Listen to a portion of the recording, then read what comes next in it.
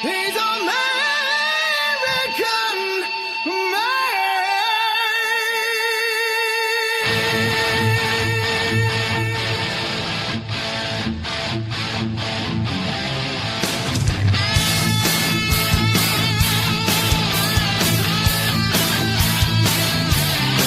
He's got the red, white, and blue running through his veins. He was born and raised in the U.S. of A. He's government inspected, he's U.S. great. If you mess with the flag, it's like a slap in his face. He's American made. Hey guys, welcome to CraterMania. I'm your host, the man they call Crater, and I'd like to welcome you all back to How I Got Into Wrestling.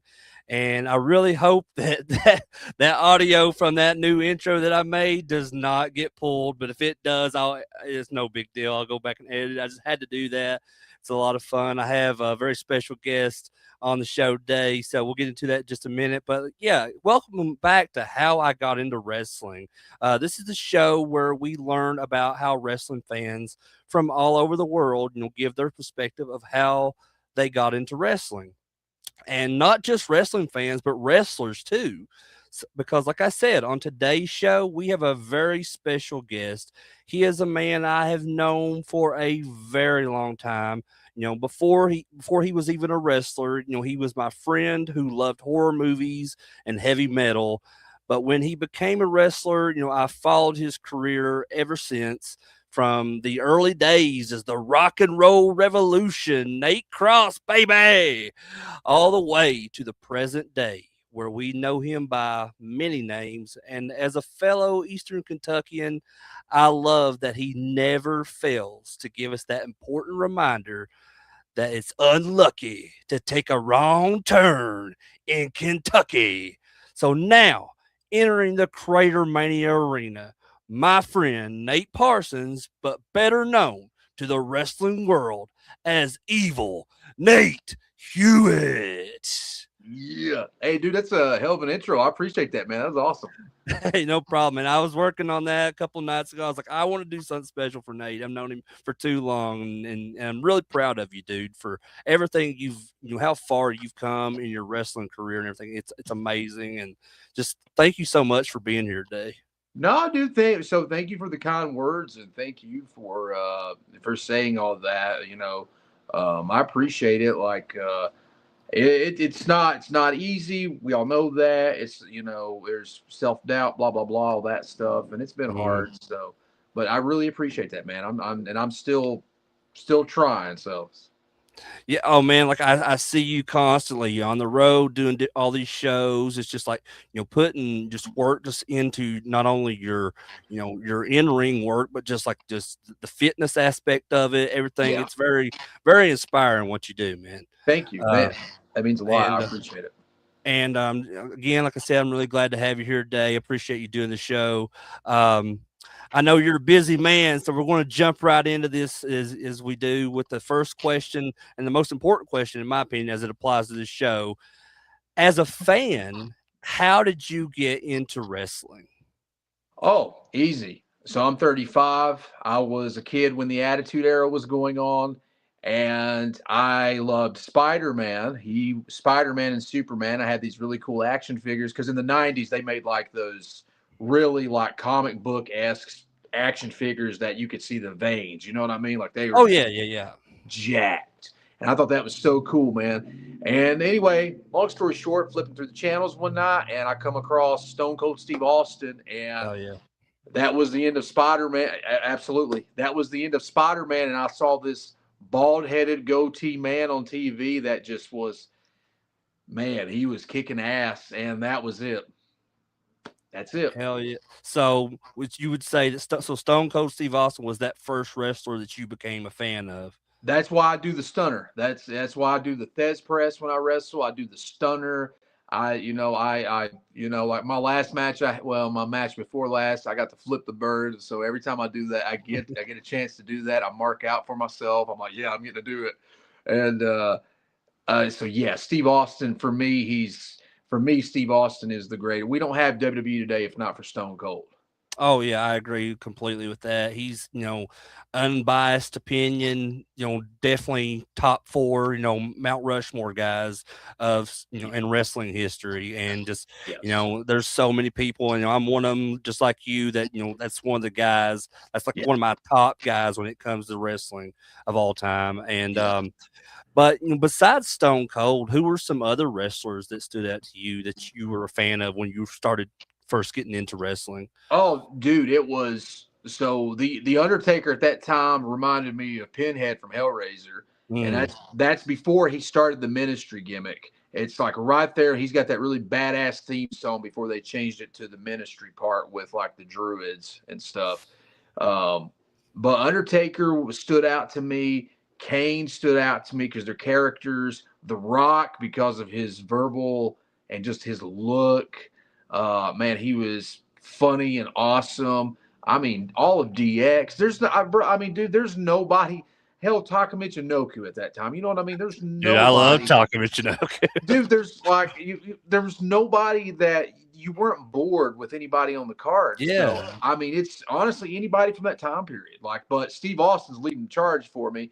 And my favorite wrestlers. I mean, I'll give you my Mount Rushmore right now. My Mount Rushmore is Stone Cold, The Rock, Randy Savage, and then I'm probably going to throw Brock Lesnar on there as the fourth guy because Wow. Lesnar's the one guy today, man. That now let me preface this. That's my Mount Rushmore, but in my personal opinion, the two greatest wrestlers, and you can switch them however you see fit. The two greatest of all time are Ric Flair and Shawn Michaels. They're the two greatest because they can do it all. They're not my I mean, I love them, but Mhm. for me, it's Austin, but I reference Ric Flair all the time as the greatest. So, So so you said Stone Cold, The Rock, Macho Man, and Brock Lesnar. yeah, yeah, So is that like your personal favorite, like top four? yeah. Cool, That's man. my personal favorite top four. Yeah. But who did you say you think would be like unbiased, like you think like could really kind of help change the business, like top Well, four? if we're talking WWE, if WWE's got a Mount Rushmore, it goes like this. It goes Hulk Hogan, Steve Austin, The Rock, John Cena. Damn, I highly agree with that. Yeah, Because absolutely, man. those four right there, Hogan took it to the level it got to. Steve Austin, and then you have The Rock come along at the exact same time. They took it, WWE went public because of Steve Mhm. Austin and then The Rock showing up. And then John Cena, whatever you want to say about him, he carried it all Sure the the way hell through that. did, dude. Yeah, I mean, and that's the WWE Mount Rushmore. And then that's just those are the guys. That's the reason wrestling is the way it is today. Okay. All right, there you go, folks. So, are there any memorable matches or moments that stick out to you from that time as well, and when you first got into it?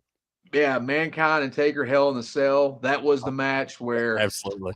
oh, yeah, dude, when people like to call wrestling fake, that's the match. I was like, oh, really? Let me show you something every time. Right.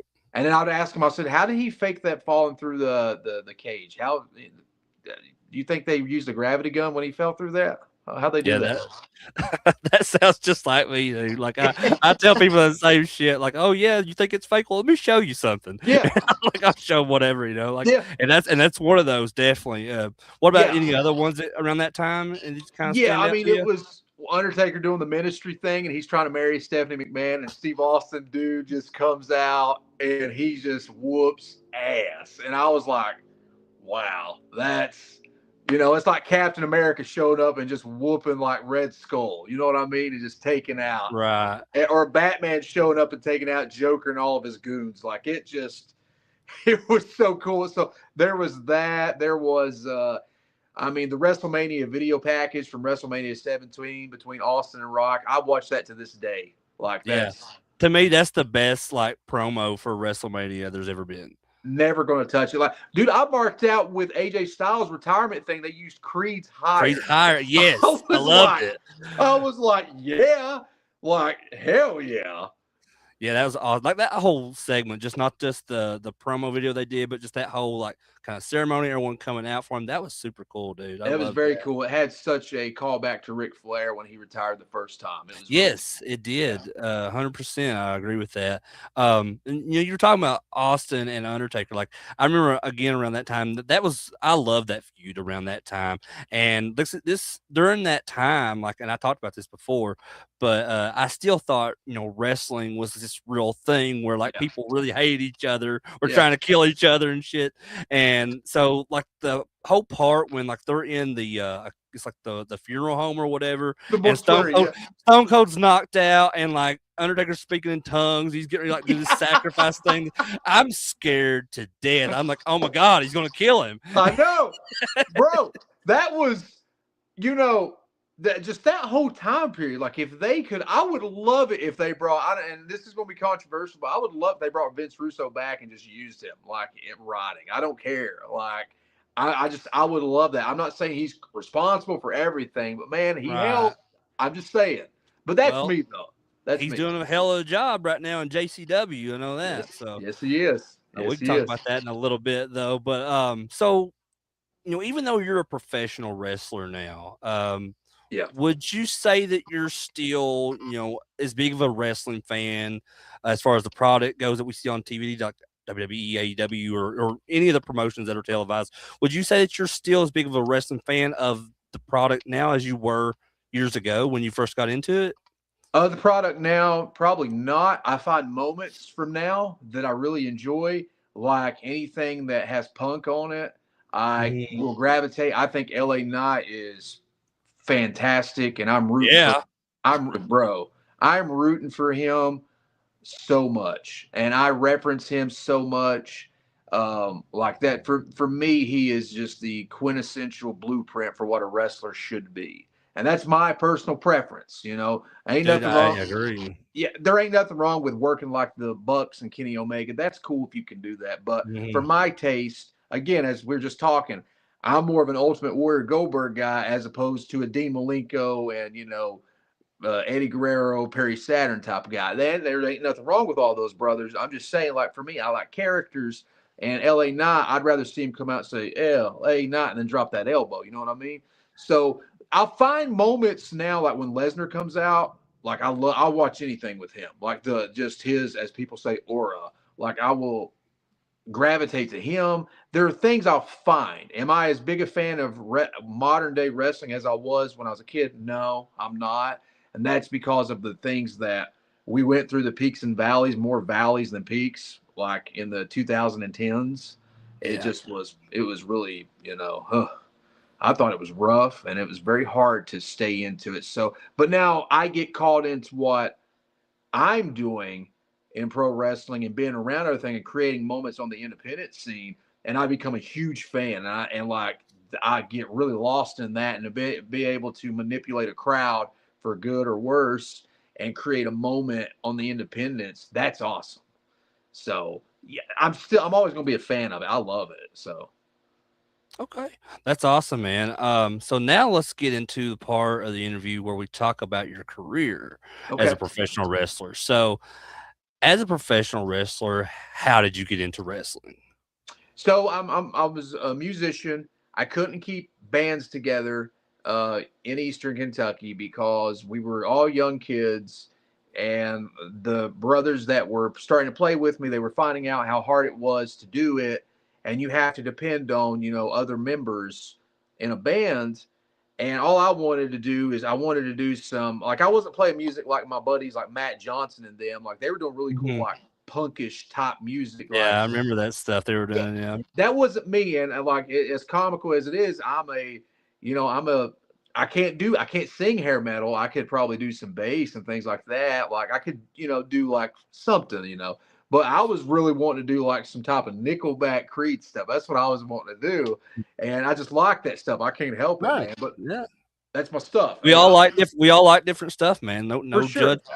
I No, hate that when people are like, "Oh, that shit sucks" or whatever. Like that's what I like though, man. I It's know what's it you. is, but I'll go from listening to Nickelback to Pantera. Like I like that's what I like, and then I'll do Mhm. '90s country. You know what I mean? So Yeah, man. yeah, I couldn't keep a band together, and I got really frustrated. And then actually, my buddy Matt was working at the prison, I think. And then his cousins were working there too, and they're like, "Hey, a guy I work with here at the prison, he does this independent pro wrestling locally, and he's wanting me to get into it." So I found out who it was, and then I contacted them on MySpace and found out you have to get a license in the state of Kentucky. So I did that. And then I went there and I started training at the local place. We can use that word loosely because I found out later on how to actually train and, wrestle. But that's how I did it is I couldn't keep a band together and I found a local promotion and they brought me in and just started using me. So Was that Bluegrass Championship Wrestling? it was. Yeah, I remember many of those shows, going to those shows, man. Martin Community Center and places like that. Fucking, man, those were the days. Those were the days. Yeah. But going into the next one's kind of follow that up. So your training was later developed by wrestling legends Rikishi and Funaki. Yeah. So how did that come about, and what was your whole takeaway experience with that? So what was really cool is I started learning how to work after I started going down to Lawrenceburg, Kentucky, and working with some guys and wrestling.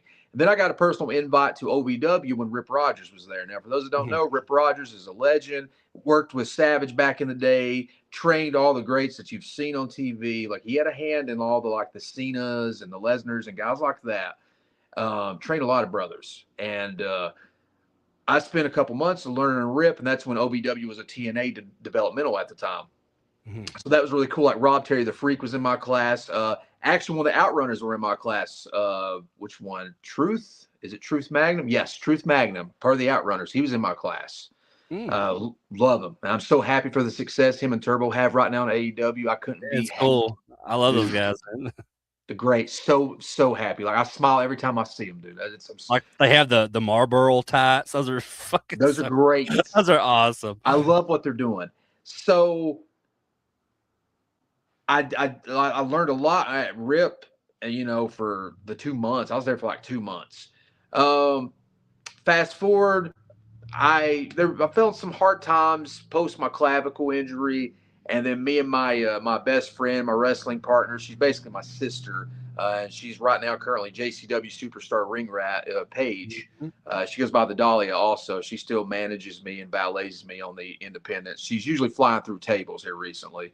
Yeah, seen that. Yeah, she's taking hellacious, but she's a bad Crazy, man. She's crazy. She's wild. She's an inspiration too, dude. Like everything that she goes through with her condition and stuff. Yep. And that's so inspired me because I'm someone that grew up with a condition as well. I have epilepsy, and when you grow up with that, and then you also have these dreams of becoming a professional wrestler, it kind of stands in your way a bit. And I'm sorry, like I remember you had that now that you said that, because I remember seeing stuff and I remember you talking about it, the times I've been around you. And I hate that for you, man. I especially after like being her caregiver for so long, and like the amount of empathy that I have for my fellow man now, for people, for the things that we go through, because we're all in this together, and I start to understand that. But yeah, she is an inspiration. She's a badass dealing with CRPS, complex regional pain syndrome, and doing all the stuff that she does. I don't know how she does it. I couldn't do it.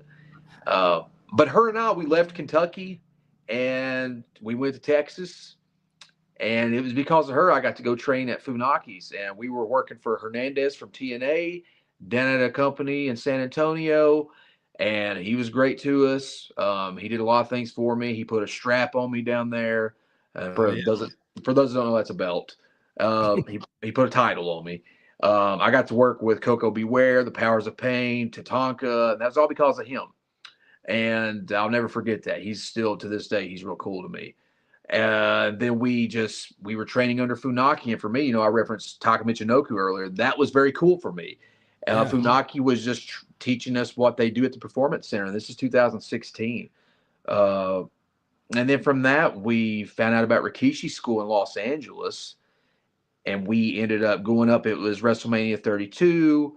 That's the year Sting went in Dallas. And so Rikishi and them were running a show. We ran up, and I worked a match for them up there, and we found out about their school. Then we got the Iggy on that, and then a year later we ended up flying out, checking their school out, and then we were like, well, we're going to do that or the Monster Factory up in Paulsboro, New Jersey, and that's the place that's pumped out guys like Bam Bam Bigelow, Sheamus, guys like that, Cliff Compton. I Oh think yeah. yeah, all kinds. I mean, it was started by Larry Sharp, who's no longer with us, but Monster Mhm. Factory has a history, and I don't think they exist anymore. I think they went out of business this past year. So we were going to go either to Jersey or L.A. for Kishi, and we ended up going to L.A. and we lived out of our car for about a year. It was pretty close to it, and I remember trained. that. It sucked. It sucked real bad. And that's actually where she developed. She got the injury out there, and then she developed complex regional pain syndrome from that. We didn't find out till later on that's what she had, but that's where the injury happened. They gave her that. So, but to be able to train under Rikishi and Funaki, guys that I had action figures of, I played on video games. They were vital moments. I mean, Rikishi's the guy that ran over Steve Austin and did it for The Rock. You know, Right. Yeah. did it for The Rock. The fact that I got to be around guys like this, it was really cool for me. So it helped. It helped been around that type of thing and just been exposed to that type of professional training. That's super cool, man. I'm definitely envious of all that. So around, we can either talk about from the beginning of your career or like Yeah. around the time after you trained under Rikishi and Funaki. Are there any memorable matches or moments that you've had that stick out to you in your career so far? Oh, I think for me the best, I won't call it not the best, but the most memorable moment right now for me is a couple years ago.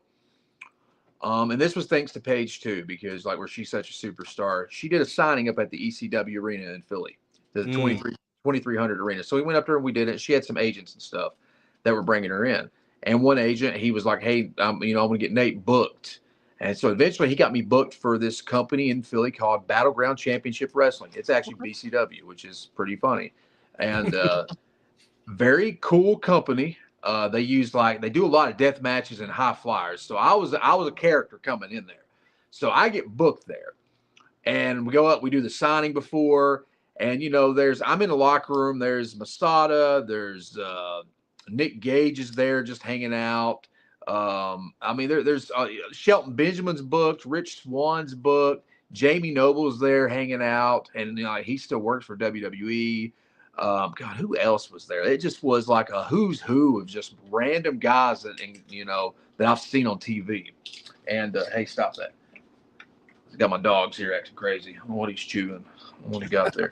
Uh, so I bring this up because I'm at the world famous ECW arena, and I'm going to wrestle former NWA World Champion Tommy Wildfire Rich. hell yeah. So I walk out into this arena. I'm the second or third match, and it's a gimmick match. It's a tag match. I'm teaming with a guy dressed as Michael Myers, and then he's teaming with a guy dressed as Jason Voorhees. This is right up my alley. Like this is straight up Memphis, and I'm in the ECW arena. It's awesome. So here I am, huge Leatherface fan. I've been doing this wrestling gimmick that is inspired by Leatherface. I'm carrying a replica of the Excalibur from Part 3 that has been used by R.A. Mihailoff a dozen times. He signed it. I've had this chainsaw at the house from Part 1, the gas station from Part 1. I've had it all over Texas. I've carried it all over the country. And I'm walking out to the ring, the ECW arena, and they announce from Wrong Turn, Pikeville, Kentucky. And I'm like, I'm pretty positive nobody's ever been announced from Eastern Kentucky in this arena. And I have to be the first. That's incredible. Yeah, for me, that was a moment. And I got in the ring, and you can see on the footage, I still have the footage on my phone. I do my chainsaw dance in the middle. I actually do Robert Jacks from Part 4. I do his dance with the Excalibur. I try to add things from all the leather faces. Right. And after I do it, you see me stop, and you can't fully see it, but now you can. When I'm telling this story, you'll be able to see. I got the mask on, and you see me just looking around because I'm taking it in. And Tommy Wildfire Rich, I'm like, man, this is, and I'm like, nobody can ever take this moment away from me. I could die tomorrow, become paralyzed tomorrow, quit tomorrow. If this is all I ever do, nobody can ever take this moment away from me. And for me, it was something to have accomplished that. Like, I'm wrestling a former NWA world champion in the ECW arena. I'm built from Pikeville, Kentucky, and I'm carrying a replica chainsaw from part 3 that has been used by R.A. Mihailoff. That's incredible, dude. I love that for you. Like Thanks. that's so awesome, man. And like that's one place I would love to, because I'm a huge ECW guy, Yeah. and I would love to just even be there inside the ECW arena, and just let alone like you got to wrestle there, so that's fucking amazing, dude. Yeah, for me, and it was cool, and I was very thankful, and I thanked everybody, and I appreciated it. It was because somehow I was able to trick everybody and manipulate them to get me there. It just happened, and I did it. And it wasn't a match that you're going to be like, that's a 5-star date. No, it was just a simple, fun little moment in time that not everybody can say that. And that's something really, to me, that moment is more important than any belt I've ever held, you know? I get that, man, and like there's that. I think a lot of wrestlers have that same kind of mindset. From what I've learned, Yeah. that not everything is about winning a championship belt. There are just moments, in their lives or their careers or whatever it may be, that really like is more important to them than just a championship belt or anything. Yeah. Do you And agree? titles are important because you make the title can make you, perception is reality. That's important and all of that. Um, and I'm not a mark for it to like, oh, I got to have a belt. That's never Right. me. I don't give a shit about that. Honestly, I don't want them because it weighs your baggage down and it's something you got to be responsible for. And I'm like, I don't want to do that, man. Like Good at point. all. Yeah, it's actually obnoxious. But I it's a prop and it's necessary, and it's cool when it's got some lineage behind it. I'd Mhm. be a fool to say like, yeah, I don't want the WWE title. Hell yeah, man, that'd be fantastic to be any type of WWE I mean, champion. who wouldn't? Yeah, but wrestling's about moments. That's what it's about. And if you can have any moment like that, like I said earlier, to manipulate a crowd or a moment like I had, like in that video when I swing the chainsaw around, there's some people in the crowd like losing their mind because they haven't seen anything like that. Right. And for me, I was like, hell yeah, that's cool. And because I was a fat kid growing up, and I was reminded of how fat I was for 4 years. So I have this body dysmorphia that lives in me. But if I could go back in time, and say to that 12-year-old or that 11-year-old, bro, this is what you're going to get to do, man. Just keep being you, and it's okay. And because that's what we always hear too, is like we want to be the adult that the younger self of ours would feel safe with. You know what I mean? Or look up to. Yeah. Yeah. And that's what I try to do. And I'm pretty happy with what I do because I know little Nate, that kid, he would think that I'm cool, man.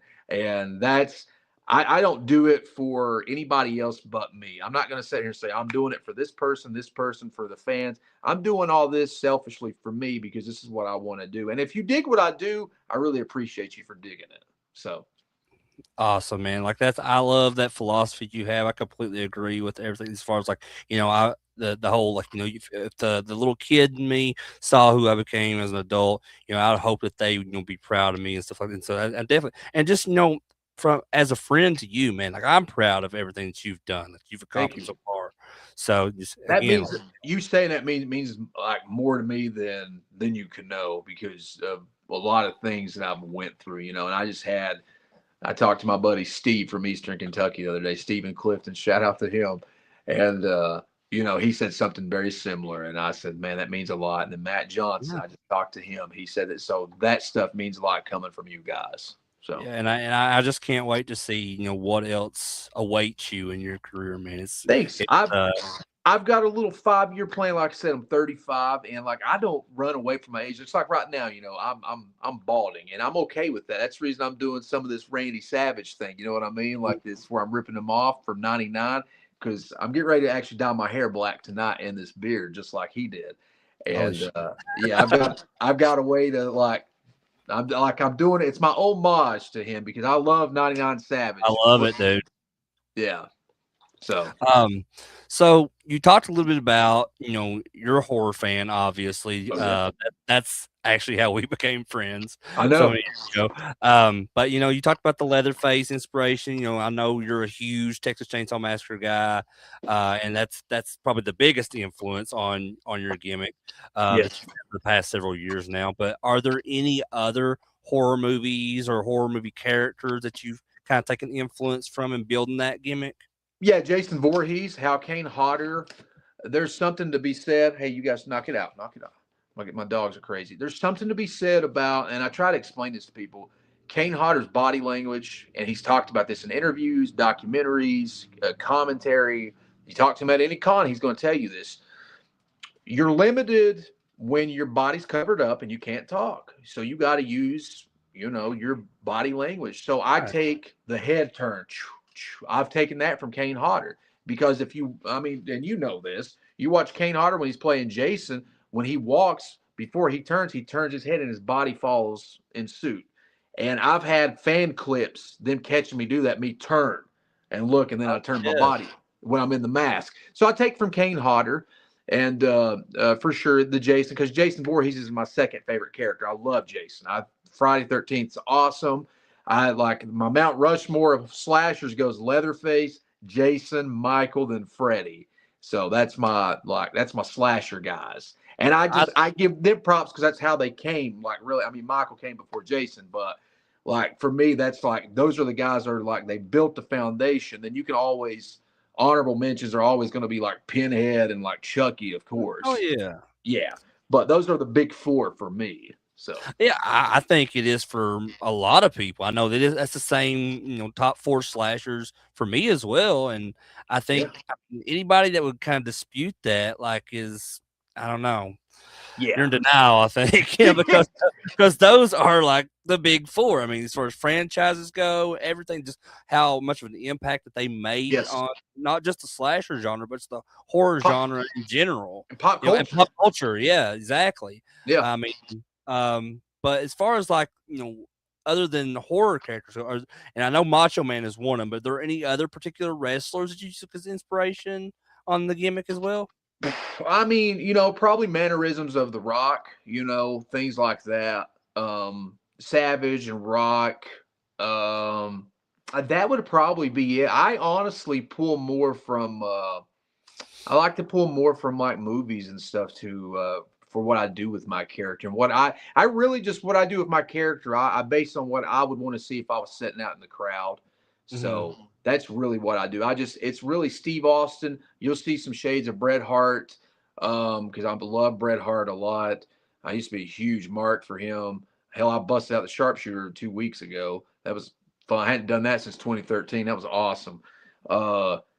But no, that's it. Honestly, it's probably those guys, like, and then just everything. I just try to add my own flavor to it. So Oh yeah, man. Like, and I can definitely see, because I remember when you were doing the Nate Cross stuff, Rock and Roll Revolution years ago. 'Cause I could see a lot of Bret Hart yeah, influence in that character as well. oh yeah, Um, so that's super cool. thanks, man. And and in my opinion, you do some of the best promo work on the entire independent wrestling scene. Thank you. So, how long does it usually take you to kind of come up with those promos that you do? There's been times where I do it in one take. Um, I'm just ready. I'm in the zone and I'm ready to go. Then there's other times I'm acting like Macho Man and I'm like, that wasn't right. Wasn't. I don't like it. Gotta go one more time. It's not enough. And like I'll do that and I'll be like, no, I need to be more intense here. But there are times where I don't have to and I'm just ready to go. And I don't know what I'm going to say until I say it.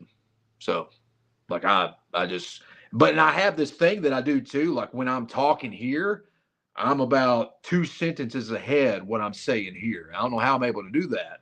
I've just always been able to do it. I think really what that comes from is I got my first year being a fat kid, I got bullied, and then I learned how to talk back because of The Rock and Steve Austin. Hell And yeah. there ain't nothing worse than a fat kid that's got nothing to lose that learns how to cuss and learns how to talk back when people are like, "Oh, you want to remind me I'm fat? Well, let me point out your insecurities, cause fat, I can lose fat. Ugly, I don't think you can do anything about that." So That's awesome, man. And I think you would be really good at like improv, I've and thank you. I've done that for we did some acting here recently, and they were really, not to toot my own horn here, but they were really shocked with what I could do.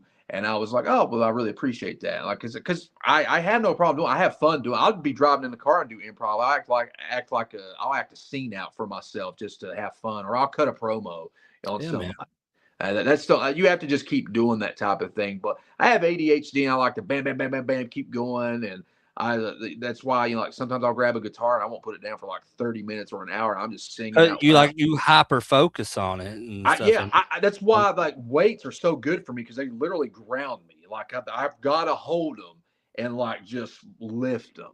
And like that, like my ADHD, man, it just when I get centered in on something, when I love something, I'm gonna love you to death. So yeah, my son has ADHD, so I know all. Like I see well, how, and he's extremely intelligent, extremely talented, there and ain't man, nothing wrong with having ADHD. I don't care what anybody hell says. no. It is the best superpower you could have, man. I'm gonna tell you that right now because it helps me focus. The amount of sleep I don't need because of ADHD sometimes, perfect. Uh, So Love to hear it, man. yes, So what is the best and worst things about being a professional wrestler? best things are the good people you do get to meet, the places you do get to see and actually stop and enjoy, the moments that you get to have in the ring that are really good and memorable. Those are the best moments. Making somebody's day, whether it's somebody you're working with, whether it's a fan, whether it's a promoter that asks you to do something, like a good promoter, not a piece of garbage. Making somebody's day is really cool. The negatives about it are, you know, you'll meet some of the worst people you'll ever meet. They're pure pieces of garbage. Luckily, I used that Scott Hall and CM Punk thing. I didn't get into wrestling to make friends, so I don't care. I'm not here to be friends. I have friends. I'm not here. If you want to like me, you can like me. If not, I don't care. I'm not That's the going to way to lose. be, man. You I gotta have don't. that attitude, or Yeah, I, they'll run you over brother. anywhere you go. Brother, I'm the most honest, self-aware, narcissistic, self-centered Gemini you're ever going to meet. And I'm super aware of how narcissistic I am. So I'm able to like kind of control it. I don't So get that. I don't get that from you at all. no, but I've learned my flaws and stuff, and I'm like, oh, okay, because I used to have that thing about me, like if I did something like hurt somebody's feelings, I'd get mad, and like that's a stupid way to react. So now, like I'm aware of that, and I'm like, I don't act that way now, but I'm aware. I'm aware. So when I start slipping back into things, I'm like, oh, come on, Nate, you can't be that way. So I'm very aware of my narcissism, and things like that. It's there. It's there. I'm just very aware of it, and I'm able to like, let's not do that. uh, so yeah, you're gonna, the egos you're gonna encounter, the fools you're gonna encounter, and sometimes the miles suck. People don't see that. They just see the cool pictures, the cool promos, the cool videos, the cool matches, the cool moments. They don't see that I drove, you know, a day plus out to Arizona to go wrestle for 10 minutes. Right. Yeah. Well, I have a couple more questions for you. I don't want to take up too much of your time tonight, but again, just before I get into those last couple questions, I just want to really, say thank you. I appreciate you so much for doing Thank this. you. It means a lot to me, man. So let me ask, what do you want most that hasn't happened yet in your career? I want a chance. I want to be ready physically and mentally without distraction to go try out for a major wrestling promotion and like be 100% ready with no distraction. And if I fail, I'm okay with that. but I want that opportunity and I want that chance. And I have never taken that chance yet. I know how to get it. I'm not ready yet, but I will be soon. Man, I have absolute 100% faith in Thank, you. I know that you can get there. I know you can do whatever you want to do. thank you. And like, with we talked about Paige earlier, her the things she's doing in JCW. Can we ever expect to see you in JCW? I don't know. I've never asked her. I've never because I'm so proud of her and so happy for her and everything she's done. Mhm. Um, I just want to see what she's doing, and I'm very like you don't like the thrill I get when she's there doing something, and like I'm in another part of the country doing something in wrestling. Mhm. It's such a cool feeling. So I would never say never. It all depends, if they need Buzzsaw Nate or if they need Evil Nate, I'd be more than willing and absolutely happy to be there. Yeah, Dude, I would love to see it. Like I said, she's doing incredible work there right yeah, now.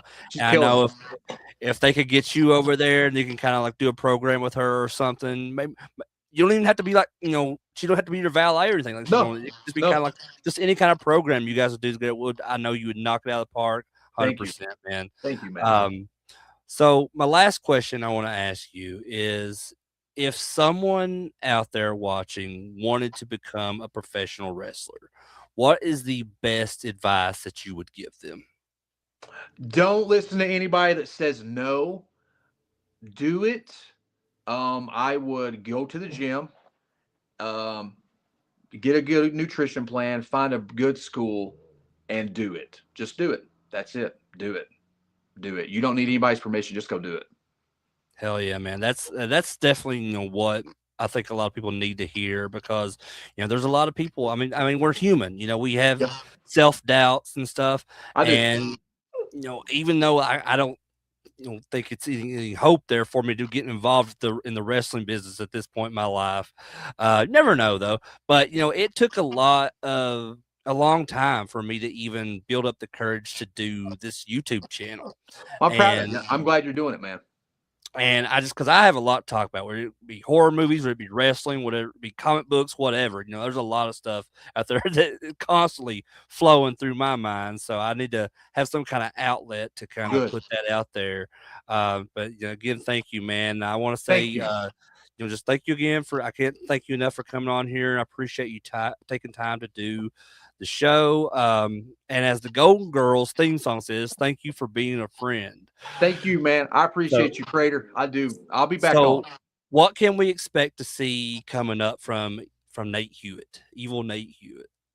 You're gonna see some really cool things. There's some really cool things. Just check out my socials. There's some nice, really cool stuff. Some Texas Chainsaw stuff and just some cool wrestling things coming.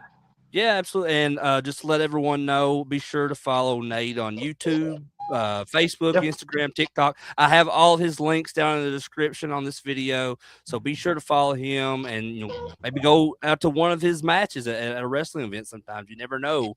Just be sure, to not take that wrong turn. You don't want to take it. But yeah, well, sir, it's been a pleasure. And on Thank you, brother. behalf of both myself and Nate, I want to thank everyone for watching the show.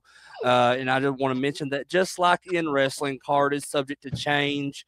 The human horror movie Adam Newsom was originally supposed to be on the show tomorrow, but unfortunately he had some stuff come up on his personal schedule. But he has agreed, so don't fear because he has agreed to reschedule for next Tuesday. My So be brother. sure to tune in for that. And also this Sunday at 9 p.m. Eastern Time, I'll be talking to my fellow WrestleManiac, Garrett Sawaya, from Born to Be Rad. That one should be a lot of fun as well. And I've just got several other fun shows in the works right now, so just stay tuned to the channel. And if you haven't already, be sure to like, subscribe, and click that effing bell, brother, here on the CraterMania channel. And we will see you next time on Who I Got Into Wrestling. Yeah. Yeah. Freaking out.